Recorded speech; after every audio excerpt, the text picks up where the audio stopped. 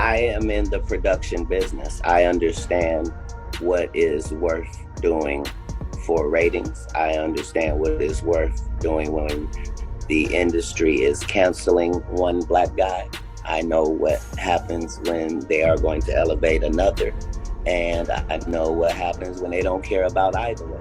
This is how quarterbacking go. So the question is, hey, your quarterback just got sacked. Did we know we was spin to sack your quarterback? We absolutely did. It was a play, buddy. We've been rehearsing it, working it out, making sure that at some point, when you get to this level, we can make sure we knock you from a $20 million man to putting in the news that people won't hire you no more. Spoke to 50, then she said 50. And this is exact words that came out her mouth. 50 does not determine what goes in and goes out of this documentary. Every scandal has a narrative that the public is permitted to witness, and a secondary version that never escapes the editing suite. Katt Williams maintains a specific rule regarding this industry. If chaos appears on screen while everyone continues to receive payment, it signifies that someone orchestrated the strategy long ago. The downfall of Diddy carries that exact same scent. The legal battles, the raids, and the leaked hotel recordings represent the version you were intended to see. The sanitized version that ensures many individuals remain wealthy, silent, and off-camera. Because behind that polished Netflix documentary lies a far more chaotic reality. A security officer who claims he witnessed everything and was subsequently excluded. A co-founder who surrendered 25% of Bad Boy yet somehow continues to shield Diddy's reputation. And a director who, according to those present, determined from the first day who would speak and who would never be granted a microphone. Katt has been asserting for years that nothing in a make-believe business occurs by chance. Not the heroes, not the villains, and certainly not the individuals who vanish from the final edit.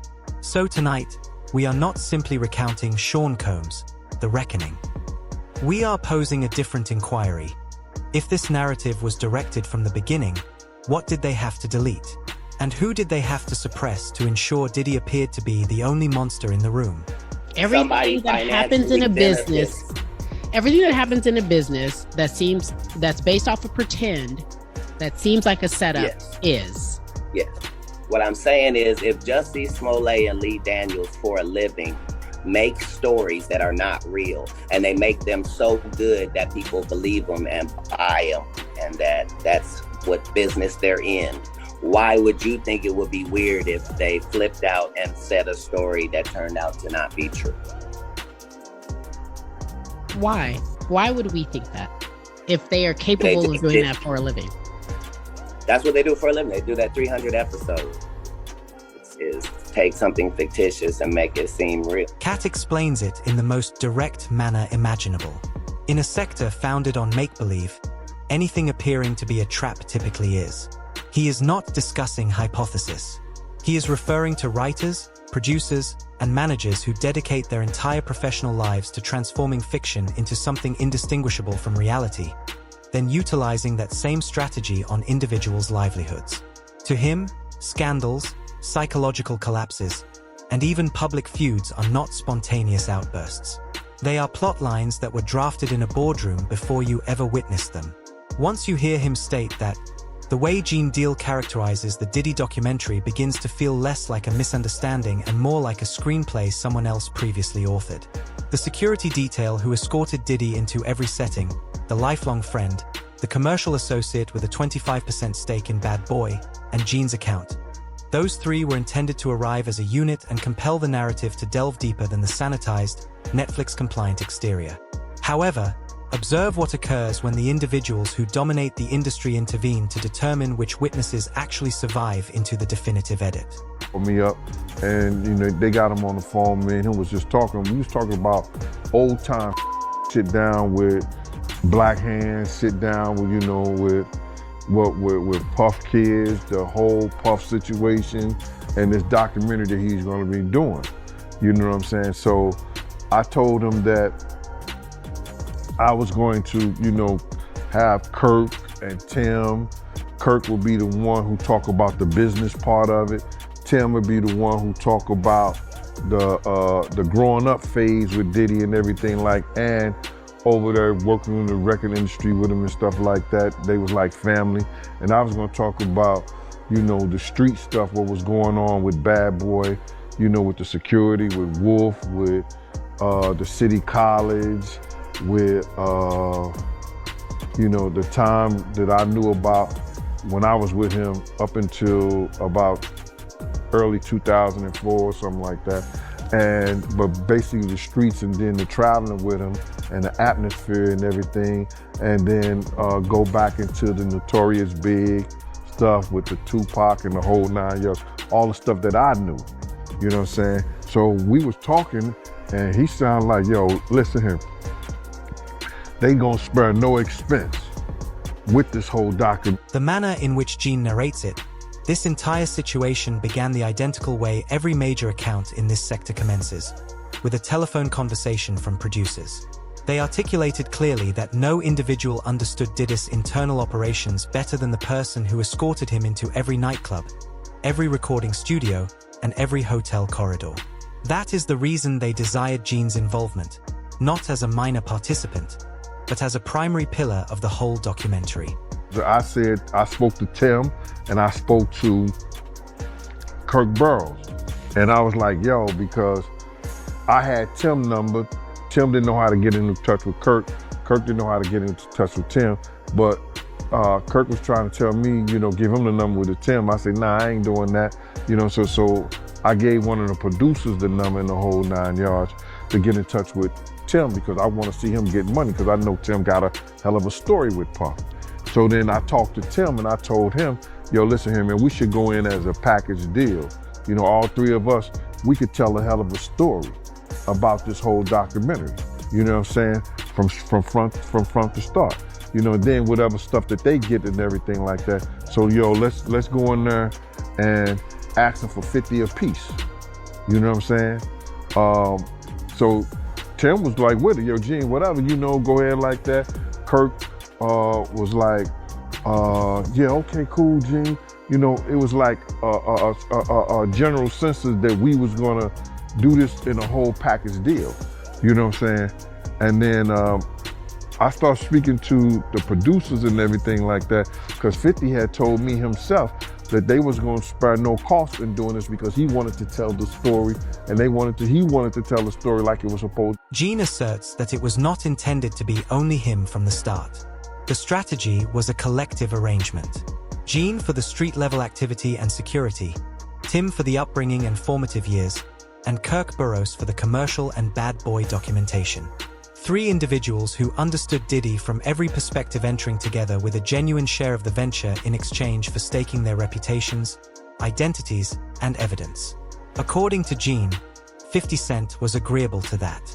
The complication only emerged when the individual in the directorial position concluded that the man who had witnessed everything was suddenly requesting too much.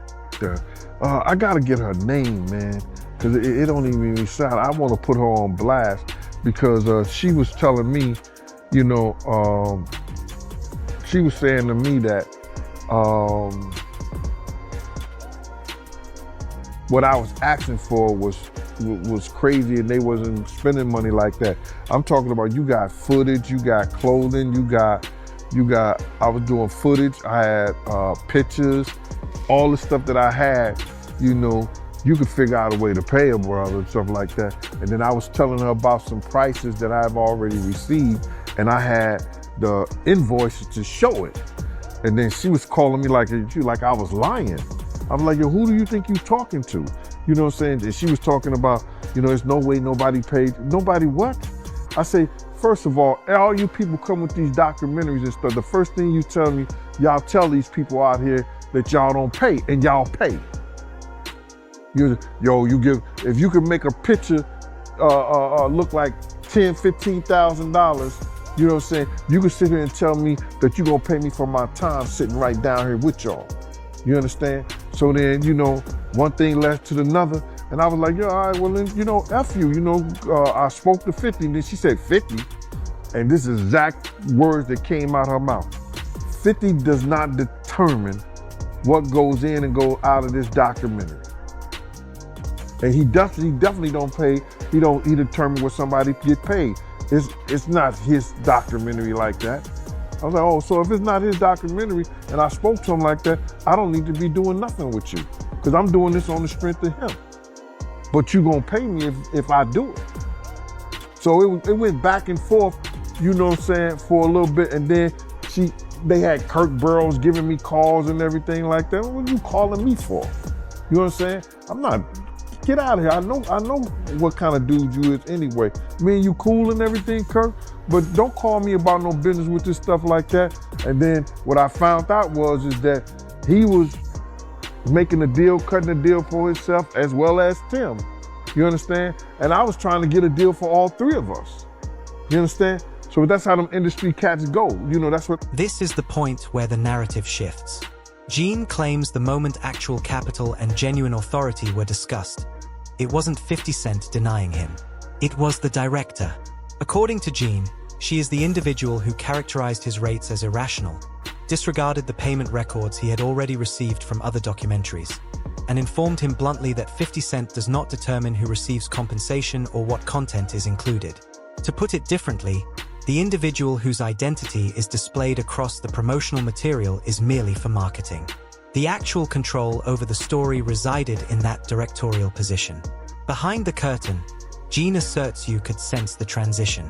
While he was struggling to secure an equitable portion for himself and the two individuals he introduced, he discovered Kirk was already negotiating a separate arrangement.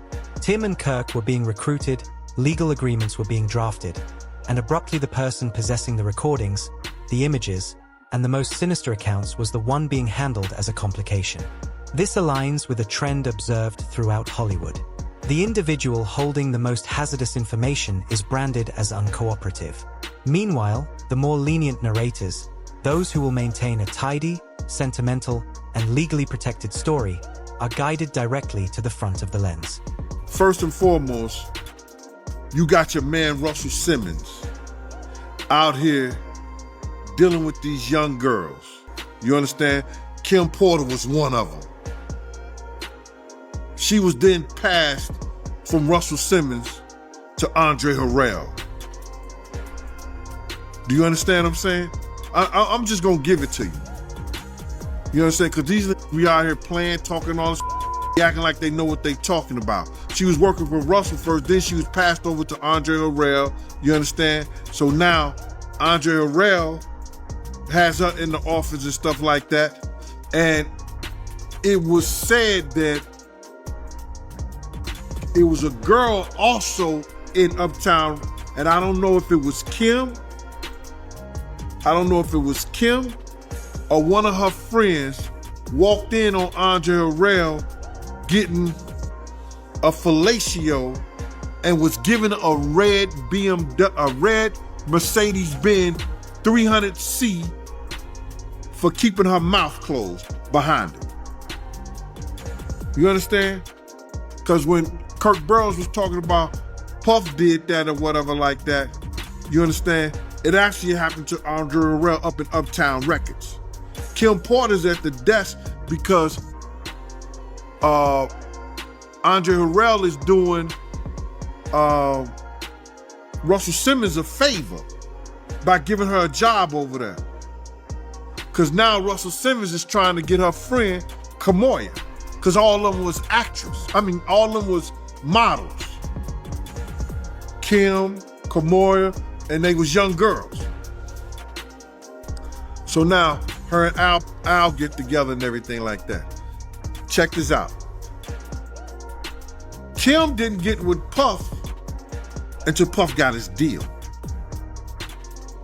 Because you gotta realize, Misa Kim was cool. Kim didn't get with Puff until after Puff got his deal. So all that, he got her from Al and stuff like that, nah. She went with the money was, bro. She went with the money. And you could call it whatever you want to. You understand what I'm saying? That's how it was. Even the romantic narrative receives a revision. In the polished depiction, Diddy is portrayed as the antagonist who took Kim Porter away from Ulby Shaw, resembling a street-level television drama. However, when you attend to the individuals who were truly present, the imagery shifts based on Gene's perspective. No one coerced Kim to go anywhere. She pursued the influence and the wealth, precisely as the sector instructs everyone to perform. That abducted woman plotline did not endure because it was factual. It persisted because it was theatrical, simple to market, and prevented you from posing more difficult inquiries regarding the amount of authority Diddy truly exercised over everyone within his circle. Paid for his funeral through his budget. You know what I'm saying? So if anybody would know that, Kirk Burrow would know that. And I heard Wayne Barrows came out and said some shit, but to refute that. You know what I'm saying? But if Miss Wallace got a check and the check, if she got Biggie's, if they had Biggie's budget and that was taken out, money was taken out that budget for his funeral, he did use it. And if anybody knew that, Kirk Burrows would know that. It was his manager. Big had told me that he was gonna get rid of them because they didn't know what they was doing before he died. I had a conversation with Big. Big said, yo, I'm getting rid of them because they the one effing me up, because they the one that convinced him to sell his publishing and his marketing to Puff. They was Puff boys. I guess they met in school or whatever like that. But Big was gonna get rid of them. But because he died and his mother didn't know the business, she kept him around for years. If you look at anything that happened with the Notorious Biggs and his camp, you see Wayne Barrows on there as executive producer. And he was just a manager of some of Big Affairs. He was executive producers of damn near everything that went on that had to do with. If Miss Wallace was the executive producer, he was the executive producer too. Look at some of the things that was done. And now he's suing, trying to get money from Faith because of, he's saying that she has to pay the Wallace estate, and Miss Wallace is dead, Big is dead. If the estate is anything, it's CJ, Tatiana, and Faith. That's the estate. He witnessed the organization thrive, and he ultimately finished on the periphery while Diddy utilized the trademark all the way to 10-figure wealth. Then there was a situation that somebody said long time ago in the office. They caught Kirk giving Puff a fellatio in the office. Now that was the rumor that was going around. How true it is? They was lovers. It came out in his lawsuit. He tried to say that Puff was, what he said, him. But if somebody you, how you letting them come stay at your house every Wednesday night? After the club? I think they were boyfriends, you know. I think, my honest opinion, I think Kirk was in love with Puff to a certain degree. And Puff was using him, and Kirk was giving up the bugina to him. Anything Puff asked him to do, he would do. You know, he'd go at people, he'd talk. Kirk would talk to you on the behalf of Puff. And I believe that that was his man to a certain degree in his mind. And the way he was saying documentary, you could feel that they had a relationship. He was hurt behind being Justin's godfather. He allowed Puff to tell him that he was caught up with Misa and everything like that. He believed all this I got out of it. I don't know what you and the other people got out of it. He was saying like he was a scorned lover. But how did you find out that he gave Diddy fellatio? You know who they came from? Well, we heard that a long time ago. Like when I was working for Bad Boy.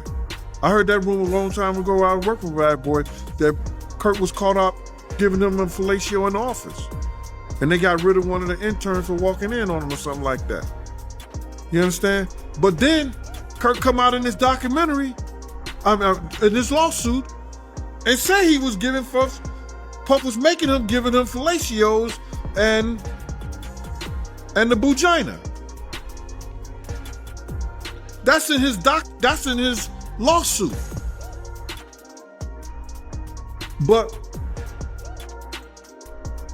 I guess if Cassie is a scorn lover, Kirk has the right to be a scorn lover too. However, attend to Gene, and you begin to perceive a secondary layer. He does not merely discuss agreements. He discusses sentiment. He depicts Kirk as an individual who was not just a collaborator, but nearly enamored with Diddy, prepared to perform any task for him, enduring dismissals, fatalities, and collapses, and then remaining devastated when the entrance ultimately shut. When you observe Kirk's segments in the film with that perspective, the composed manager begins to appear more like a man attempting to prevent a heartache from showing on screen, particularly when he narrates returning those stakes and receiving zero in compensation. That is what renders his involvement in Biggie's narrative so unsettling. According to Gene's perspective, Kirk was not merely a spectator to Biggie's legal agreements. He understood the entire account of Biggie's publishing prepayments and what was truly outstanding, yet still elected to provide a rendition on camera that keeps the most unpleasant realities off the record. Rather than validating how significantly Biggie's assets were purportedly drained and who gained the most following his passing, Kirk turns into the ideal guardian, a man who has exploited himself, yet still assists in shielding the same framework by speaking around the details that would incriminate everyone implicated. Thus, by the moment this documentary reaches Netflix, spectators believe they are witnessing a courageous whistleblower finally coming forward. What they are actually viewing, if you accept Gene and Katt's perspective, is a meticulously selected storyteller, someone wounded enough to make Diddy appear heartless, but still devoted enough to keep the greatest financial offenses and the most profound mysteries of Bad Boy exactly where the sector desires them, between the lines and away from the formal record. It's coincidental, or you would be hearing who's losing money. In all of these situations, it's only the artist that's losing. Somebody makes big money. When these rappers get killed, not incidental. Somebody made $100 million and now don't have to talk to that artist or none of their crew, don't have to validate none of their contracts. Now only got to deal with the mama, only got to see her once a year, and it's over. And the money goes up and up and up.